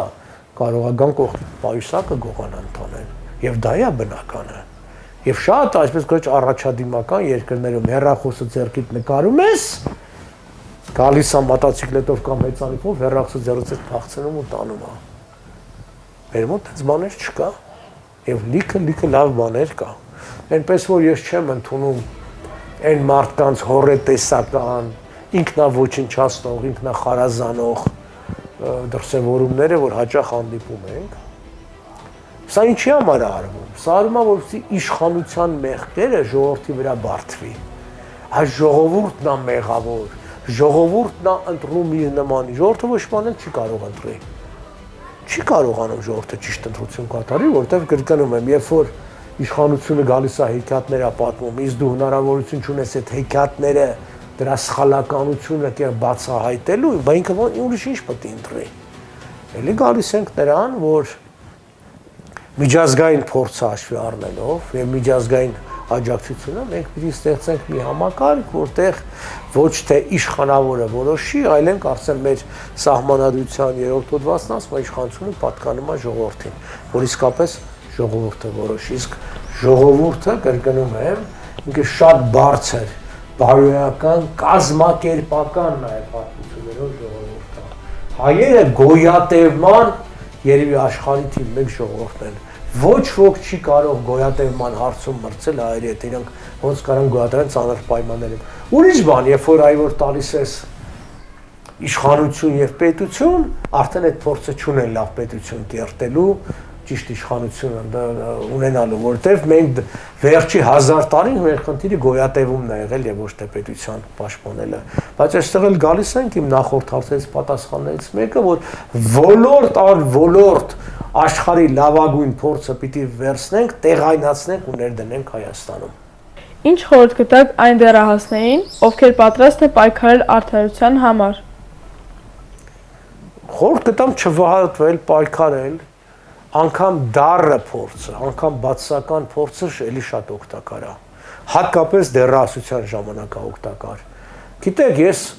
առաջին անգամ դեռահաս չէի, այսինքն հասուն մարդ էի, 27-28 տարեկան էի, երբ որ ես իմ առաջին այսպես ասած պարտությունը կրեցի։ Լայն, այսինքն մինչև այդ ես եւ աշակերտության, եւ ուսանողության, եւ ասպիրանտության փայլուն ամեն ինչ այսպես գնում էր, եւ արտգործ նախարարությունում նախարարը ես համենը բաժնի վարիչ էի, ասած իմ փոխարեն որոշում կայացրեց, դա իմ համար բան էր, ինչ ասեմ, ծանր փորձություն, ոնց, այսինքն իմ կարծիքը հաշվի չառակ, ես եմ այս հարցերի պատասխանատուն եւ այլն, եւ ես իհարկե քայլ արեցի, իրաժարական տվեցի, բայց այդ պարտությունը ինձ համար ոնց որ ասած առաջի փորձն էր։ Հիմա ասած հետեւյալն է, որ այո, դեռահասները պիտի մտնեն, պիտի պայքարեն, պիտի վհատվեն, պիտի պարտվեն, պիտի սխալանեն, բայց եթե այդ ժամանակ այդ փորձը ձեռք չբերեն, մեծ տարիքում վստահ եղեք, շատ ավելի ծանր կլինի եւ իրենց համար եւ հասարակության համար այս փորձերը։ Գիտեք, երբ որ տարիքային սահմանափակում կա, չէ, շատ երկրներում, մեզ մոտ էլ 35-ից վերև պիտի լինես, որ ասենք բան լինես, նախագահ լինես եւ այլն, եւ այդ փորձը ինչի է, դա պատահական չի, վստահեցնում եմ ձեզ, որ դա արած այդ տարիներ, որտեղ դու փորձ ես ձեռք, դա շատ կարեւոր է եւ ինչքան ոնց որ ասած դեռահասության տարիներից շուտ կսեն, այնքան լավ այդ փորձը, որովհետեւ սխալից երկու բան է սովորում միանգամից, որ դա սխալ է եւ ինչն է ճիշտը։ Ճիշտից մենակ մի բան է սովորում, որ դա ճիշտ է, բայց իրանք չգիտեն սխալի հետևանքները։ Դա համար ավելի լավ է սկսել վաղ տարիքում, անցնել այդ ամբողջի միջոցով, հոգեբանորեն ամրանալ, էլի շատ կարևոր է, չկոտրվելու համար շատ կարևոր է, ընդունել, որ կյանքը միայն հաղթանակներից չի, կյանքի մեջ կան անեն դժվարություններ եւ պարտություններ, գիտակցել, որ ամեն ինչ անցողիկ է եւ ժամանակավոր է, անգամ եթե ինչ-որ երկար ժամանակ, ամիսներ եւ տարիներ չի ստացվում, ծախողում ես, էլի պետք չի վհատվել։ Աշխարհը լիքն է օրինակներով, աշխարհի շատ մեծամեծներ, շատ մեծահարուստներ, տարիներ շարունակ, չգիտեմ, 1000 անգամ մի բան են փորձել, 1000 անգամ, ոչ թե ես թիվ եմ ասում, ոչ թե այսպես վերացական, գեղարվեստական փորձել են, չի ստացվել, ստացվել է։ Կարևորը լինել նպատակասլաց, փորձել եւ հաստատ հաջողությունը միշտ կա։ Ձեր կարծիքով, ինչպես պետք է արտահայտվի ժամանակակից հայրենասիրությունը։ Հայրենասիրությունը միշտ էլ արտահայտման տարբեր ձևեր է ունեցել եւ պարտադիր չի դրա մասին հայտարարել եւ, չգիտեմ, երևացող լինի։ Օրինակ, գիտեք, սահմանամերձ գյուղում ապրող 3 երեխա մեծացնող, սեփական տնտեսությունը, ասենք հողամասը մշակող, ինչ որ մի աշխատանք անող մարդը կարող է ինքը չգիտակցել,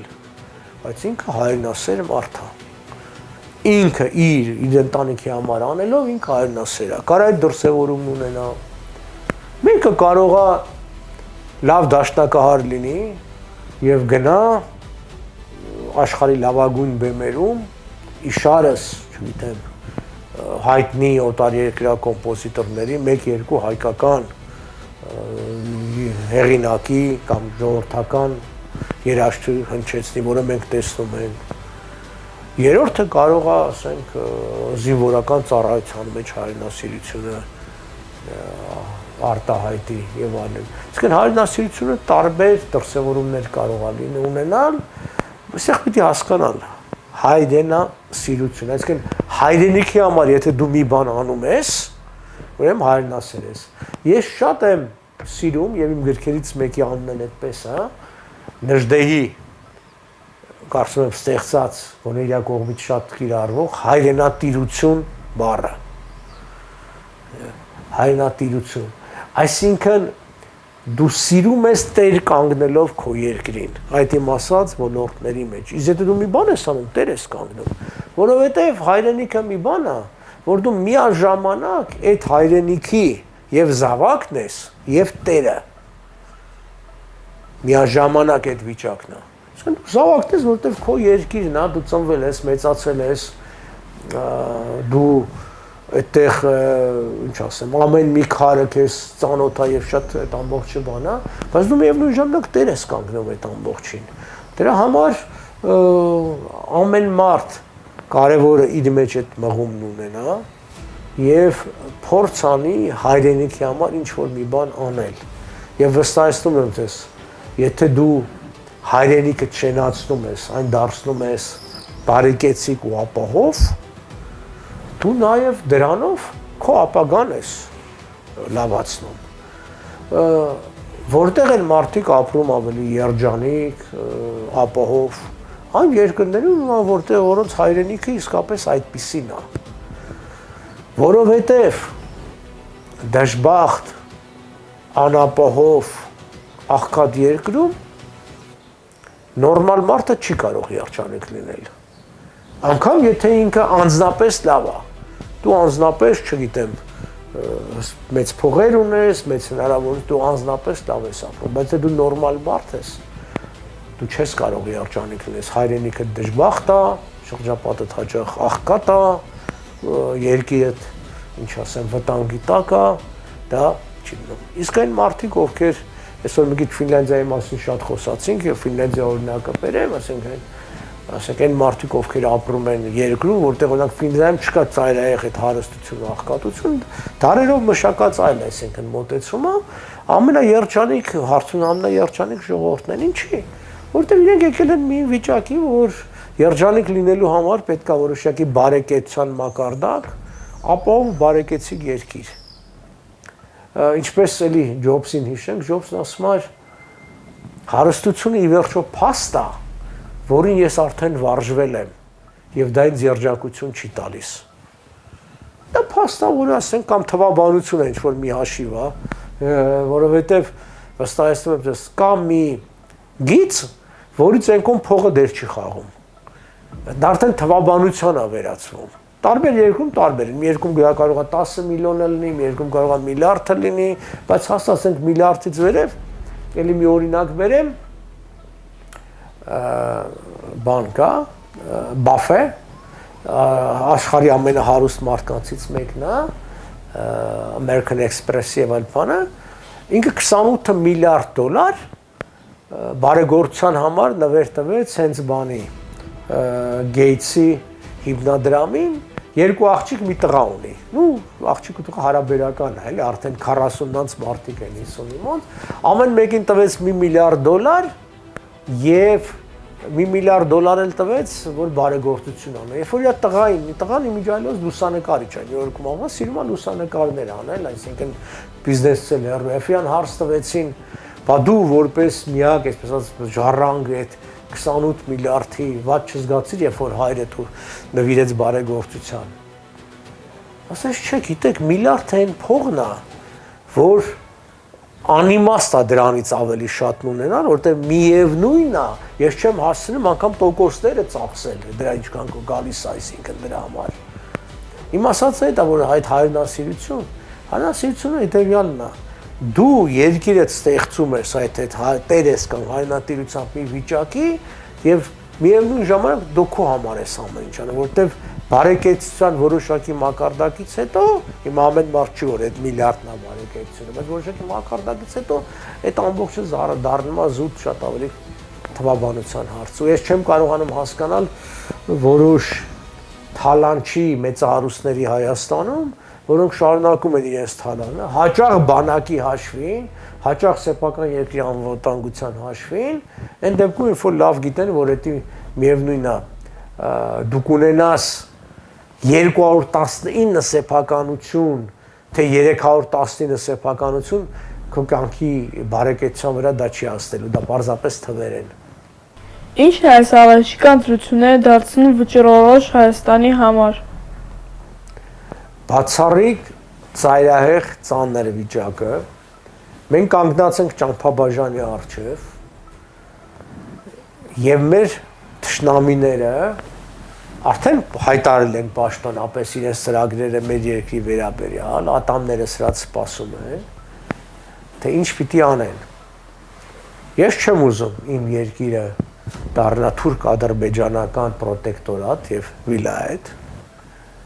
իսկ Նիկոլ Փաշինյանը երկիրը դրան է տանում, ցանկացած անձի այստեղ քննարկելու արժի, թող գան նստեն թվերով, փաստերով իրողությունները ես կապացեմ, որ երկիրը տանում է ներկա իշխանությունը թուրք-ադրբեջանական պրոտեկտորատ վերածելու։ Դրա համար չեք ուզում այդպիսի երկիր, նախ առաջին հերթին տվեք ձերքվեն ազգային ժողովրդավարական բևեռին,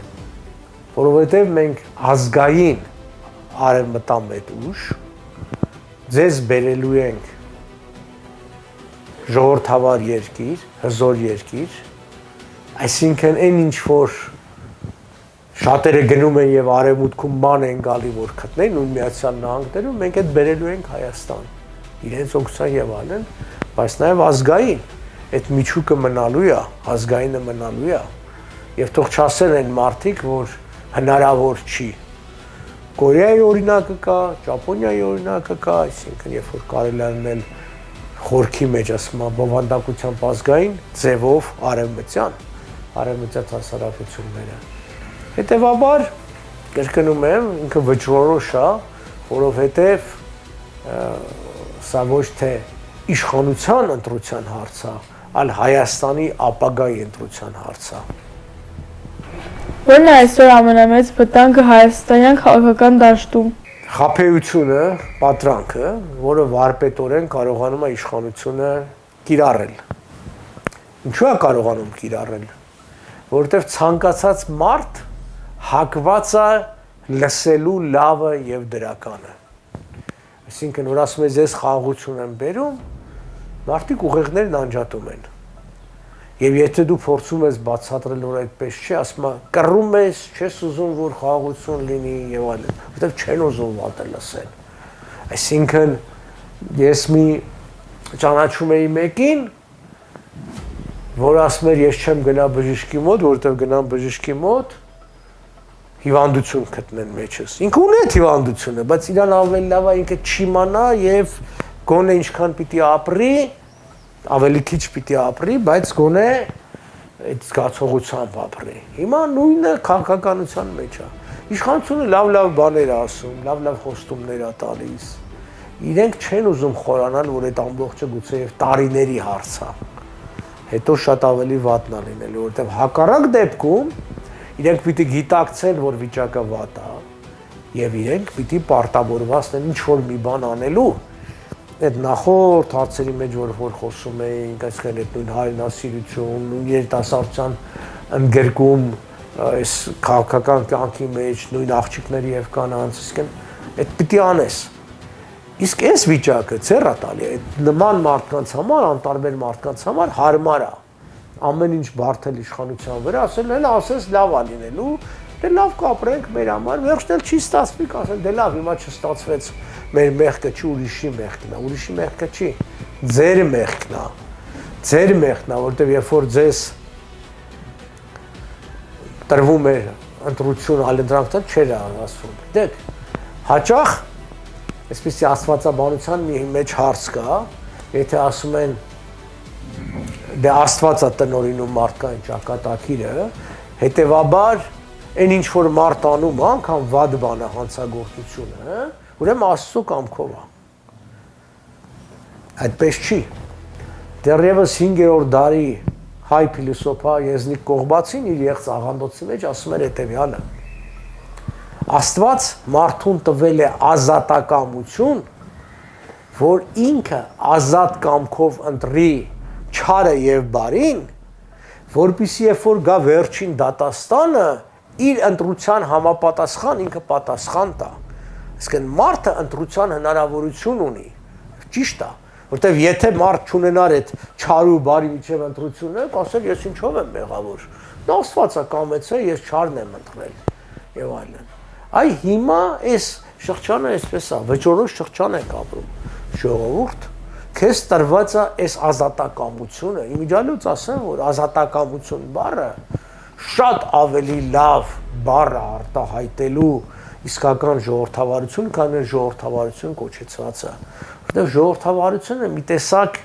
խմբակային բան է, իսկ ազատակամությունը մի մարդուց է կապված, ասենք ամեն մարդ իր կամքով ինքն է ընտրում, ինքն էլ պատասխան է տալի։ Հիմա նույնը ժողովուրդ ջան, դուք եք ընտրում։ Ձեր կամքին եւ գիտելիքին համապատասխան ընտրեք, բայց լավ իմացեք, որ դուք եք պատասխան տալու ձեր ընտրության առջև։ Պատասխան եք տալու ձեր եւ ձեր զավակների կյանքով, գուցե եթե հանդերձյալ աշխարհ կա, նաեւ պատասխան եք տալու Աստծո առաջ, երբ որ բարի եւ չարի ընտրության մեջ դուք ընտրեցիք չարը, որտեղ մտածեցիք, որ կարճաժամկետ առումով դա ձեզ ավելի շահաբեր է։ Այսօր գաղափարական պայքար կա,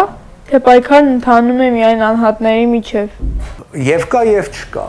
Որոշ կուսակցությունների համար, մասնավորապես ազգային ժողովրդավարական բևեռի համար այդ գաղափարական պայքարը կա, որտեղ մենք հստակ գաղափարներ ենք առաջադրում, պայքարում ենք դրա համար, պայքարել ենք դրա համար։ Շատերը կրկնօրինակում են, որտեղ միգուցե համաձայն են, շատերը կրկնօրինակում են, որտեղ հանձնարարական են ստացել շփոթություն մարդկանց մտքերի մեջ դնելու, այսինքն եթե նույն միտքը երկու կուսակցությունը արտահայտում գրեթե բառերով, հետեւաբար շատերի համար ինչ տարբերություն քվենում կտան, դա քվեները կիսելու ձև է եւ այլն։ Բայց մեծ առումով ցավոք սրտի պայքարը ընտրությունը գաղափարական չէ։ Պայքարը, ասենք, իշխանությունն է, որը պարզապես իշխանություն է։ Եվ կա միշտ ինչ-որ մի թվով մարդկանց, անկախ ով է իշխանության, ինքը իշխանությանը քվետվող է, եւ կա, ասենք, ընդդիմության մի թև, որոնց ոչ թե գաղափարի համար են քվետալու, այլ տալու այն ակնկալիքով, որ ինչ-որ անձնական շահագրգռությունն է։ Դա չի նշանակում, որ իրանց ինչ-որ մի բան են տալիս, որ քվեարկեն, չէ, թե ենթագիտակցաբար ասում այս մարդը շատ ունի, ուրեմն շատ էլ կարա տա հետո թեկուզև։ Որոնք կլինեն ձեր առաջին 3 քայլերը իշխանության գալու դեպքում։ Ցանկացած երկրի համար առաջնայինը անվտանգության հարցն է։ Այսինքն երկիրը պիտի որպես երկիր, որպես հասարակություն անվտանգ լինի, հետո որ մնացածը ածանցվի։ Շատերը օրինակ սոցիալական հարցերն են առաջ մղում, բայց պատմությունը ցույց է տալիս, որ դրանք ածանցյալ են։ Եթե դու չես լուծում անվտանգության հարցը, սոցիալական հարցերը երբեք չի լուծվի կամ այդ ամբողջը պարապ ծախսվի, կգնա, կմնա թշնամուն եւ այլն։ Ուրեմն անվտանգության հարցը։ Անվտանգությունը ինքը ունի բաղադրիչներ։ Մի բաղադրիչը դա պաշտպանական անվտանգության հարցն է։ Ես արդեն իմ խոսակցության ժամանակ, պատասխանների ժամանակ նշեցի, որ պիտի արմատապես փոխվի երկրի պաշտպանունակությունը, այդտեղ մենք գտնում ենք, որ Միացյալ Նահանգների հետ ՆԱՏՕ-ի ոչ անդամ երկրի կարգավիճակ պիտի ձեռք բերենք, այդ ամբողջը պիտի բանակցվի, ստորագրվի Միացյալ Նահանգների հետ։ Դա հնարավոր է անել ամիսների ընթացքում, դա տարիների հարց չի, որը մեր ռազմական, պաշտպանական անվտանգությունը կուժեղացնի։ Մյուս հարցը, երկրորդ հարցը, դա երկրի տնտեսության հիմնարար շատ կարևոր բաների ամրացումն է։ Եվ սրա մեջ առանձնահատուկ դեր ունի, կարծում եմ, էներգետիկ համակարգը։ Այսօր տեսեք Ռուսաստանը փորձում է Հայաստանին ճնշել են պատճառով, որ ասում է գազդ կկրտրեմ։ Իսկ դուք պատկերացրու եք, որ մենք ունենայինք ոչ թե այսօրվա 400 մեգավատանոց ատոմակայանը, այլ ինչպես օրինակ ժամանակին կանադացիք ու ճապոնացիք էին առաջարկում 1200 մեգավատանոց ատոմակայան, գրեթե անվճար էլեկտրականությամբ։ Մենք տներն էլ կճեռուցեինք դրանով, տնտեսությունն էլ կզարգացնենք եւ այլն։ Դրա համար ես կարծում եմ երկրորդ հարցը մենք պիտի վերադառնանք էներգետիկ անվտանգության խնդրին ճապոնացիների եւ կանադացիների հետ կանդու ռեակտոր, դիպուկ պրոցես եւ այլն։ Այդ այսինքն բան։ Եվ երրորդ հարցը ես կարծում եմ, որ դա կրթության հարցն է, որտեղ կրթությունը դասերտորեն առնչվում է դաստիարակության հետ եւ այլն, որտեղ ինչ եմ ասում դաստիարակություն, որտեղ ոչ միայն գիտելիքի հարց կա, այլ հայրենասեր հայ դաստիարակելու հարց կա։ Դա շատ կարևոր է, որտեղ եթե մենք պիտի այսպես դաստիարակենք աշխարհաքաղաքացիներ եւ այլն, ասենք հայ չլինեն, բա մեր տեսակը պետք է գնա կորի։ Այսօր ամբողջ աշխարհը պայքարում է նրա համար, որ ինչ որ մի ծաղիկ չոչնչանա, որտեղ աշխարհի բազմազանությամբ է, չէ՞ կարևոր այդ մնա այդ ծաղիկը։ Ինչ որ մի կենթանի է ոչնչանում, աշխարհը համախմբվում է, որ փրկեն այդ կենթանու տեսակին։ Տեսակի պահպանման խնդիր կա։ Բա հայ ժողովուրդը իր բազմահազար գոյության ընթացքում իր ստեղծած շատ հետաքրքիր գենետիկ համախմբման, որ այսինքն ինքը իր մեջ կրում է, մենք էլ անգամ չենք գիտակցում, գնալով ավելի է բացահայտում, որ հազարամյակների խորքից եկող տարբեր ժողովուրդների ու ցեղախմբերի, այսպես ասած, անփոփոխ գենը, որ մեծ ինֆորմացիա է կրում, կգա ժամանակ գիտությունն ավելի կզարգանա, կբացահայտի, բայց այդ տեսակը չպահենք, այդ մշակույթը, լեզուն, մեր եկեղեցին, որը քրիստոնեության մեծ ընտանիքի մասն է, բայց դա ինքնուրույն ազգային եկեղեցի է, իր բոլոր թերություններով հանդերձ։ Հետևաբար անվտանգություն, պաշտպանունակություն, տնտեսություն խարսխված իր ինքնաբավ էներգետիկ համակարգի վրա, կրթություն եւ դաստիարակություն։ Այդ երեք ոլորտներում առաջին քայլերը կանեի։ Այսքանով եզրափակում ենք մեր այսօրվա հանդիպումը։ Հուսով եմ, այս զրույցը ձեզ համար նույնքան օգտակար էր, որքան մեզ համար։ Շնորհակալություն Արա Պապյանին մեր կողքին լինելու եւ մեր ձայնը լսելի դարձնելու համար։ Մնացեք խաղաղությամբ ու հիշեք, մեր ապագան մեր ձեռքերում է։ Ստեսություն։